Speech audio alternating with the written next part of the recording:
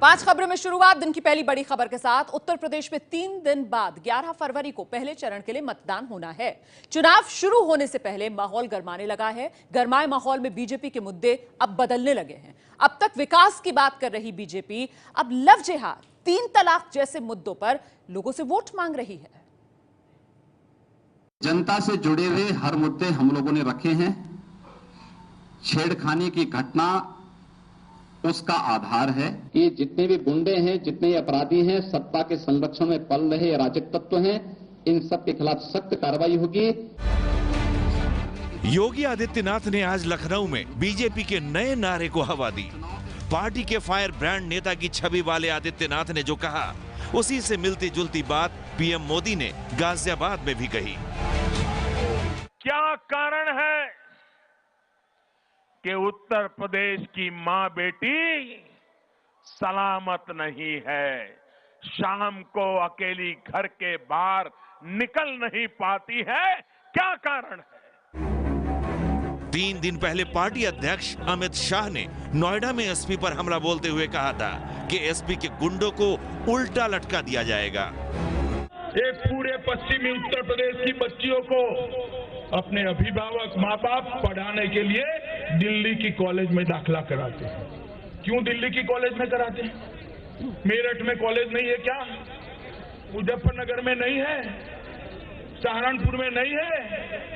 वहां इसलिए नहीं होता दाखला क्योंकि सपा के गुंडे अपनी बच्चियों को परेशान करते हैं। हमने तय किया है कि जिस थाने में कॉलेज है वहां एंटी रोमियो दल बनाकर ये सारे सपा के गुंडों को उल्टा लटका कर सीधा करने का। विरोधी आरोप लगा रहे हैं कि बीजेपी अपने वादों पर खरी नहीं उतरी है, इसलिए ध्रुवीकरण का सहारा ले रही है। ये तो डेलिबरेट स्ट्रेटेजी है कि बीजेपी के लोअर लेवल के लीडर्स इसी तरह की बातें करते रहेंगे ताकि पोलराइजेशन हो सके और फिर मोदी आकर बोलेंगे कि मैं अच्छे दिन ला रहा हूं। जाहिर है बीजेपी अब तक जिन मुद्दों पर वोट मांग रही थी उनमें अचानक बदलाव आ गया है। अब वो विकास के मुद्दे छोड़कर 3 तलाक और लव जिहाद के मुद्दों को हवा देने में जुट गई है। यूपी में पहले चरण में 3 दिन बाद 11 फरवरी को पश्चिमी उत्तर प्रदेश की जिन 73 सीटों पर वोट पड़ेंगे, वहां ध्रुवीकरण से बीजेपी को काफी फायदा हो सकता है। इसके खिलाफ पॉपुलर सेंटिमेंट, पॉपुलर सपोर्ट लेने के लिए भाजपा कोशिश कर रहे हैं और इसके लिए इसको चुनाव मुद्दा बना के कैंपेन करने की जो कोशिश है, ये स्ट्रैटेजी अमित शाह जी ने जो बोले हैं ये सोच समझ के किए हैं।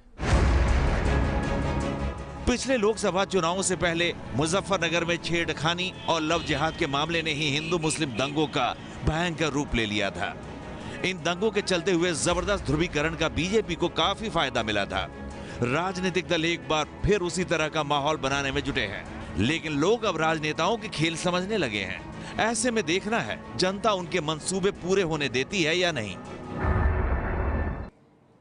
और अब दिन की दूसरी बड़ी खबर। उत्तर प्रदेश के बुलंदशहर की खुर्जा सीट से राष्ट्रीय लोकदल के उम्मीदवार मनोज गौतम को अपने ही भाई विनोद गौतम और उसके दोस्त सचिन सागर की हत्या के आरोप में गिरफ्तार किया गया है। मनोज पर आरोप लगा है कि चुनाव में सहानुभूति पाने के लिए उसने अपने ही भाई और भाई के दोस्त की हत्या की साजिश रची।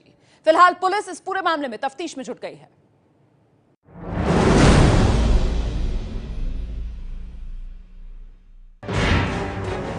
पुलिस के हत्थे चढ़े ये है खुर्जा सीट से आरएलडी के उम्मीदवार मनोज गौतम। मनोज गौतम के साथ ही डबल मर्डर के आरोप में गिरफ्तार दूसरा शख्स फिरोज है, जो हत्या के मुख्य आरोपी परमिंदर का साथी है। राष्ट्रीय लोकदल के उम्मीदवार मनोज गौतम पर अपने ही भाई विनोद गौतम और उसके दोस्त सचिन सागर की हत्या का आरोप लगा है। आरोप है कि मनोज गौतम ने सहानुभूति हासिल करने के लिए अपने भाई विनोद गौतम और सचिन नागर की हत्या करवा दी। ये जो मनोज गौतम जी हैं, इनके परिचित हैं परविंदर, जो पिछले 6 माह से इनके साथ थे, इनके घर पे रहते थे और इनके यहाँ कोई गाड़ियों में तेल भरने का कार्य कर रहे थे। इन दोनों के द्वारा योजनाबद्ध तरीके से इस घटना को कारित कराया गया। पुलिस को विधायक पर तब शक हुआ जब उसे एक मोबाइल रिकॉर्डिंग हाथ लगी। रिकॉर्डिंग में हत्या का मुख्य आरोपी परमिंदर अपने साथी फिरोज से बातचीत में विधायक का जिक्र कर रहा है। सिम लिखा दे अभी चारों लिखा दें। हाँ विधायक क्या करा? विधायक तो आए गए पर बात ना भाई को बोले बंदर डीजल डाल दो, मैं यहाँ डालता। हत्या के आरोप में गिरफ्तार फिरोज के मुताबिक ये विधायक जी कोई और नहीं बल्कि मनोज गौतम है। विधायक जी कौन है? विधायक जी यही है। क्या नाम है? नाम बताइए। गौतम जी। हालांकि आरएलडी उम्मीदवार के मुताबिक उनके भाई की हत्या बीएसपी के लोगों ने कराई है। ये बसपा वाले ने साजिश करके और जब करवाया गया है। चुनाव हम जीत रहे थे, सभी दलों की वजह हवा खराब थी, इसलिए इन्होंने ये षड्यंत्र बनाया। मनोज गौतम बुलंदशहर के खुर्जा सीट से आरएलडी के टिकट पर चुनाव लड़ रहे हैं, लेकिन पहले मनोज गौतम को बीएसपी से टिकट मिला था, मगर बाद में बीएसपी ने मनोज का टिकट काटकर अर्जुन सिंह को टिकट दे दिया।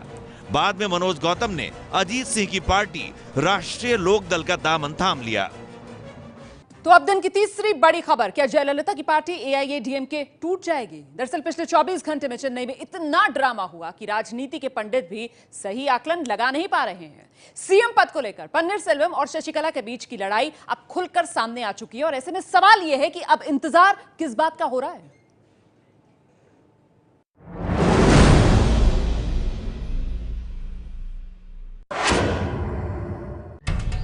कल रात तमिलनाडु के पूर्व सीएम ओ पन्नीरसेल्वम की ये तस्वीरें बहुत अहम हैं। कल रात चेन्नई के मरीना बीच पर करीब 40 मिनट तक वो अम्मा यानी जयललिता के स्मारक पर चुपचाप बैठे रहे। इसके बाद पन्नीरसेल्वम ने मीडिया के सामने आकर जो कहा, उससे तमिलनाडु की राजनीति में भूचाल पैदा हो गया। मैंने इस्तीफा इसलिए दिया क्योंकि मुझे इस्तीफा देने के लिए मजबूर किया गया। मुझे लगातार अपमानित किया जा रहा था। आधी रात को एआईएडीएम के प्रमुख शशिकला ने पन्नीरसेल्वम को पार्टी के कोषाध्यक्ष पद से हटाने का ऐलान कर दिया। ऐसी खबर है कि अब वो पार्टी से भी निकाले जा सकते हैं। इस ड्रामे के बीच पन्नीरसेल्वम ने जयललिता की मौत की जांच के आदेश दे दिए हैं। 24 घंटे से चल रहा ड्रामा अभी भी खत्म नहीं हुआ है। अब से कुछ देर पहले शशिकला पार्टी के 130 विधायकों को एक 5 स्टार होटल में ले गई हैं। ऐसा कहा जा रहा है कि जब तक राज्यपाल चेन्नई नहीं लौटेंगे तब तक ये विधायक यहीं रहेंगे। अब सवाल ये है कि कितने विधायक पन्नीरसेल्वम के साथ है और कितने शशिकला के। तमिलनाडु की 234 सीटों की विधानसभा में एआईएडीएमके के पास 134 विधायक हैं। बहुमत के लिए 118 विधायकों की जरूरत होती है, जो अभी उनके पास है। शशिकला गुट 130 विधायकों के साथ होने का दावा कर रही है, जबकि पन्नीरसेल्वम का गुट 50 विधायकों के समर्थन का दावा कर चुका है। मुख्य विपक्षी पार्टी करुणानिधि की डीएमके के पास 89 विधायक हैं। दोनों अगर मिल जाएं तो 139 विधायकों के साथ आराम से सरकार बना सकते हैं, लेकिन अभी कौन किसके साथ है ये सिर्फ अटकलें ही हैं। जब एबीपी न्यूज ने पन्नीरसेल्वम से नई सरकार के बारे में पूछा तो सुनिए उन्होंने क्या कहा। உங்க அலிகேஷன்ஸ் கூட இருக்கு, டிஎம்கேவோ பிஜேபி வந்து கான்ஸ்பிரசி இருக்கு, அதே மாதிரி நீங்க ஸ்மைல் எதுக்கு பண்ணீங்க அது வேற ஒரு இருக்கு, அதை பத்தி என்ன சொல்றீங்க?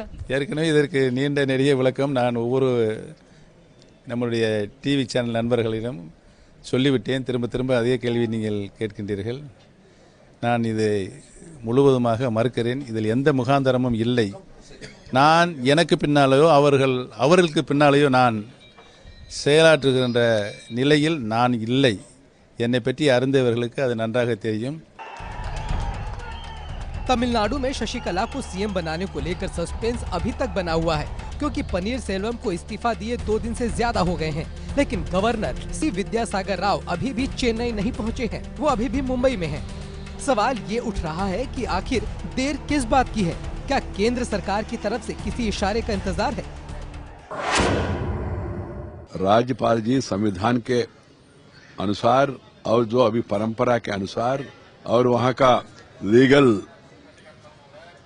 एक्सपर्ट्स का ओपिनियन लेके वो सही समय पे सही निर्णय करेंगे। इसमें ना सेंटर का ना भाजपा का कोई भूमिका नहीं है। राजनीतिक विश्लेषकों का कहना है कि राष्ट्रपति चुनाव 6 महीने के अंदर होने वाले हैं। ऐसे में बीजेपी ऐसा मानकर चल रही थी कि एआईएडीएमके के 52 सांसद और 134 विधायक उनके राष्ट्रपति उम्मीदवार के लिए वोट कर सकते हैं। लेकिन अब अगर एआईएडीएमके टूट गई तो फिर नए समीकरण में कौन किसका साथ देगा, इसे लेकर अब कंफ्यूजन है। और शायद यही वजह है कि केंद्र सरकार इंतजार की रणनीति अपना रही है। और अब दिन की चौथी बड़ी खबर, अरब सागर में भारत की तीनों सेनाओं ने ताकत दिखाई है। नौसेना के साथ मिलकर तीनों सेनाओं के इस युद्ध अभ्यास में 40,000 सैनिक हिस्सा ले रहे हैं। इसका मकसद यह है कि अगर कोई युद्ध होता है तो सेनाएं इसका मुकाबला कैसे करेंगी। एबीपी न्यूज आपके लिए इस युद्ध अभ्यास की खास तस्वीरें लेकर आया है।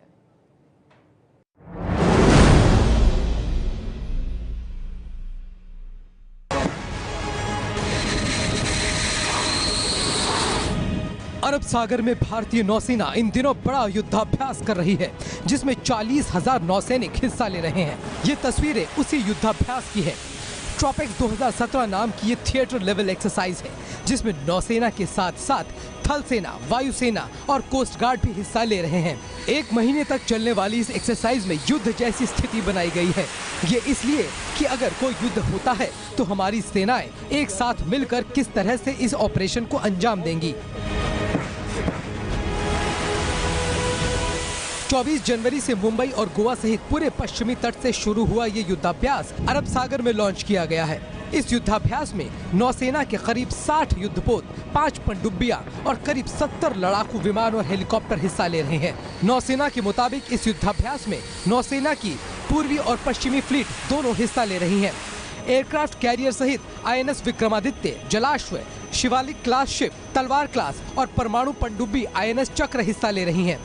हर साल जनवरी से मार्च के महीने में नौसेना इस तरह का युद्धाभ्यास करती है, लेकिन ये युद्धाभ्यास इस मायने में अहम है क्योंकि हाल ही में तीनों सेनाओं की कमांडर्स कॉन्फ्रेंस में प्रधानमंत्री नरेंद्र मोदी ने तीनों सेनाओं को मिलाने की बात कही थी।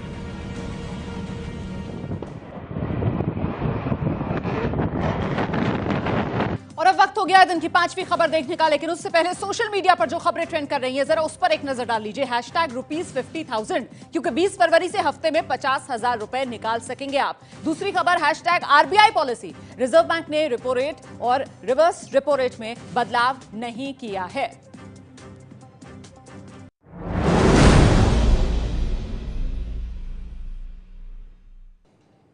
और अब आपके लिए अच्छी खबर, नोटबंदी के बाद करेंसी संकट की वजह से खाते से पैसे निकालने पर सीमा लगा दी गई थी। ये सीमा अब धीरे धीरे हटाई जा रही है। इससे जुड़ी बड़ी बातें देख लीजिए। 20 फरवरी से खाते से हर हफ्ते 50,000 रुपए तक निकाल पाएंगे आप। एक बार में भी सीधे 50,000 रुपए निकाल सकते हैं आप अपने खाते से हफ्ते में 20 फरवरी के बाद से। 13 मार्च से पैसे निकालने की सीमा खत्म। 13 मार्च होली पर यह बड़ी खुशखबरी आपको मिलेगी, पैसे निकालने की सीमा ही खत्म हो जाएगी और फिलहाल 24,000 रुपए हफ्ते की सीमा है।